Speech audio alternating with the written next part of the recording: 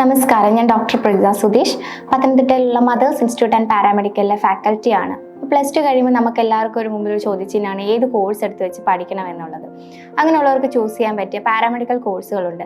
അതിലൊരു ഇമ്പോർട്ടൻറ്റ് കോഴ്സാണ് diploma in dialysis technician course. അപ്പോൾ ഇതിൻ്റെ തന്നെ 4 വർഷത്തെ ബാച്ചിലർ കോഴ്സുകളും ഉണ്ട്, ഡിപ്ലോമ കോഴ്സുകളും ഉണ്ട്.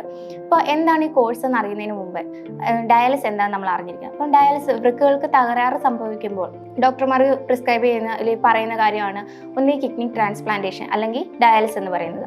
അപ്പോൾ വൃക്കകൾക്ക് തകരാറ് സംഭവിക്കുമ്പോൾ ഒരു മെഷീൻ്റെ സഹായത്തോടെ ശരീരത്തിലുള്ള ജലവും മറ്റ് മാലിന്യങ്ങളും നീക്കം ചെയ്യുന്ന ഒരു പ്രോസസ്സാണ്, ഒരു ട്രീറ്റ്മെൻ്റ് ആണ് ഡയാലിസിസ് എന്ന് പറയുന്നത്.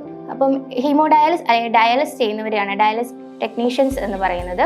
അപ്പം 2 വർഷത്തെ ഡിപ്ലോമ കോഴ്സാണ്, 1.5 വർഷത്തെ തിയറിയും 6 മാസത്തെ പ്രാക്ടിക്കലുമാണിത്. ഈ കോഴ്സ് പഠിച്ചിറങ്ങുന്നവർക്ക് ഹോസ്പിറ്റലുകളിലും ഡയാലിസിസ് യൂണിറ്റുകളിലും ജോലി സാധ്യതയേറെയാണ്. കൂടാതെ ഇവർക്ക് ഡയാലിസിസ് ടെക്നീഷ്യനായിട്ടും യൂണിറ്റ് സൂപ്പർവൈസറായിട്ടും എക്യുപ്മെന്റ് ഓപ്പറേറ്ററായിട്ടും മെഡിക്കൽ അസിസ്റ്റൻ്റായിട്ടും ഒക്കെ ജോലി സാധ്യത കൂടുതലാണ്. വിദേശത്തും സ്വദേശത്തും ഒരുപോലെ ജോലി സാധ്യതയുള്ള ഒരു കോഴ്സാണ് diploma in dialysis technician course.